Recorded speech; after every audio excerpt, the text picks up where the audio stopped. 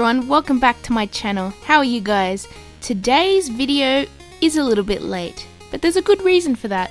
Today I am doing another of my favorite things to do, which is a custom DIY pop figure.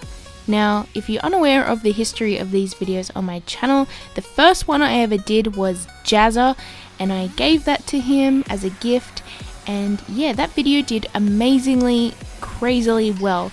So I decided, since they're a lot of fun to do again, I made another one for my friend Mitch. Well, today I am finally making one just for my own guilty pleasure, and here we are with the pop figure which I am creating today. Now, this one is a pop female base, however I'm not actually making a girl. Now, the first thing I have to do with this pop figure to start customizing it is to absolutely destroy it.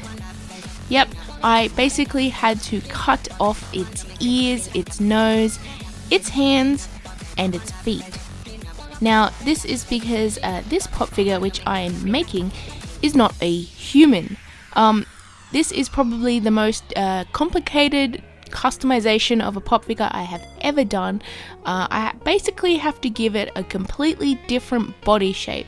So what I'm doing is I am taking away the parts that are not accurate to the pop figure that I'm making, and adding on also just to add like different shapes and stuff.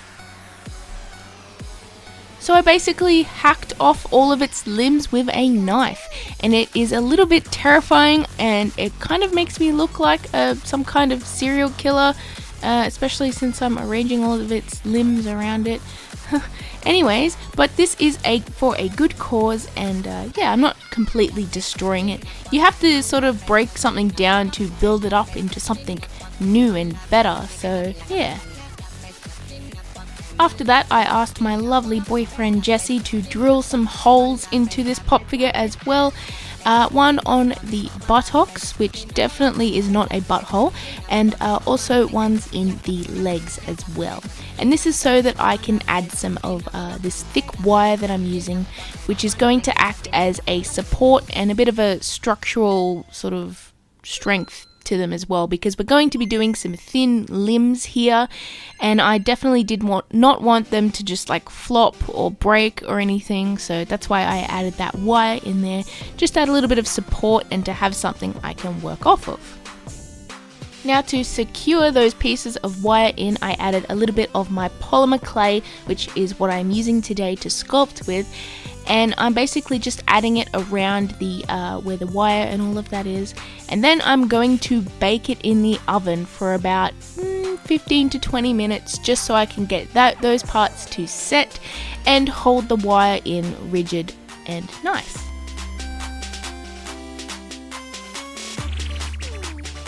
The next step is to add some nice little polymer clay just to build up those legs a little bit. Now, they do look a little bit odd and different, kind of like a chicken leg, but that's because the character that I am making today has those sort of legs that are kind of like cat-like, and they sort of stand on their toes a little bit more than like flat-footed, if you get what I mean. So, what character am I making today? Asked nobody, because you've obviously seen the title and the thumbnail of this video. I am making MEWTWO, one of the most epic and awesome Pokemon ever. Now, he looks a little bit weird at the moment, but that's because I haven't added that bit of his tail which goes through his legs, but once I add that on, plus his little weird chest sort of shapes, it looks a lot more like him. Not to mention his weird little frog-like feet. Gotta love MEWTWO.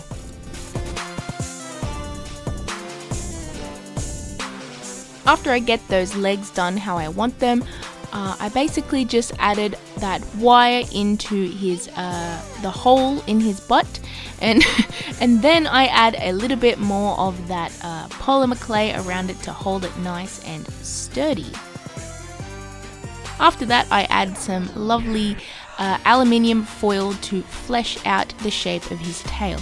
Now I do this because I don't want it completely solid polymer clay, because that is going to be very heavy and it is a little bit of waste of materials because you don't need it solid. So after that, I rolled out some nice polymer clay in a thin layer, and then I covered up that aluminium foil.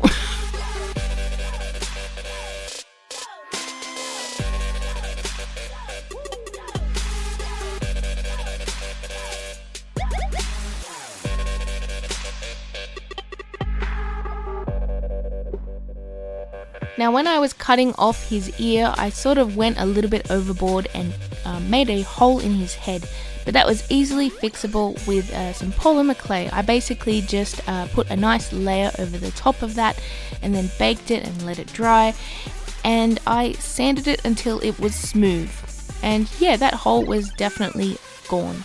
So yeah, after I baked all of those pieces finally and got them all together, it's looking a lot more like MEWTWO.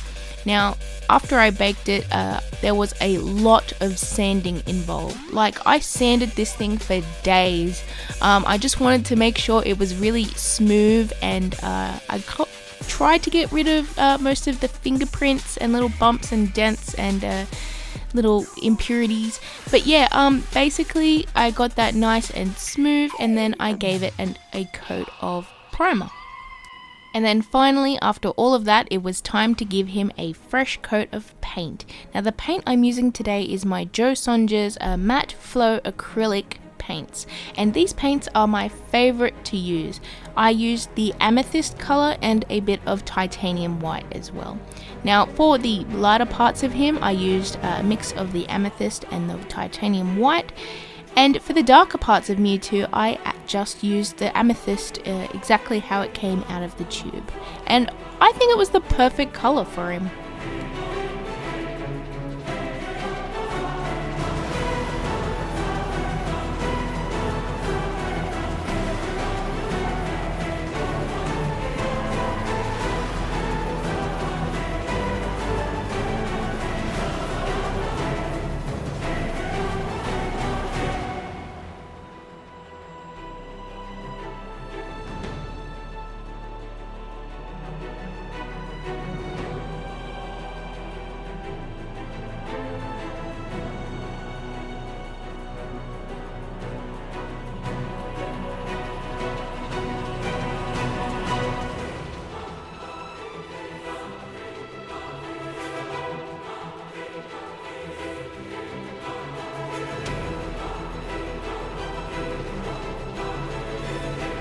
Now for the eyes of MEWTWO, I actually decided not to use paint.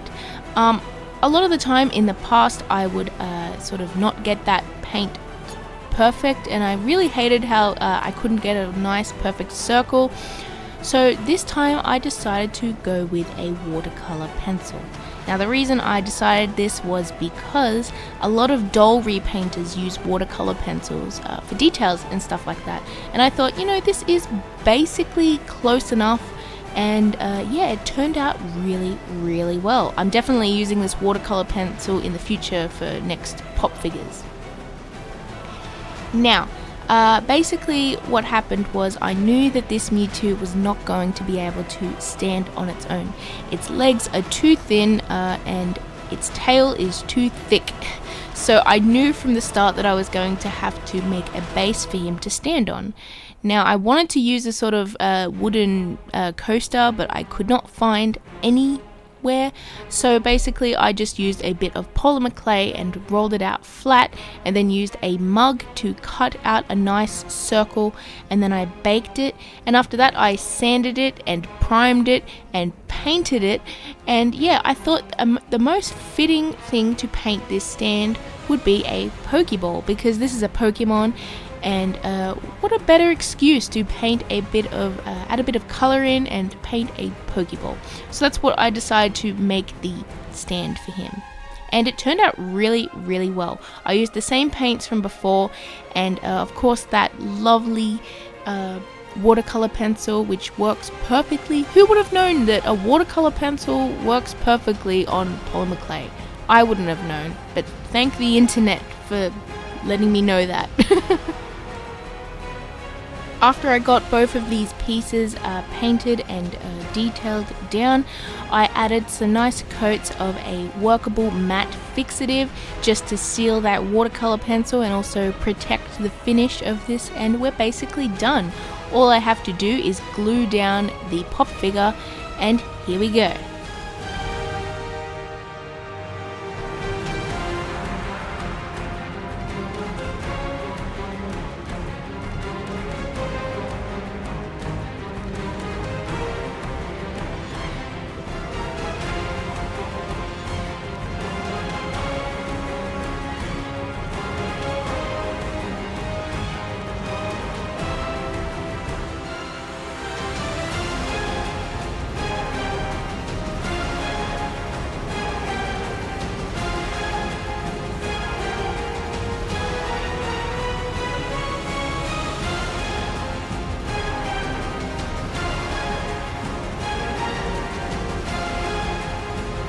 So here's the final results, and I am absolutely, positively so happy with how it turned out.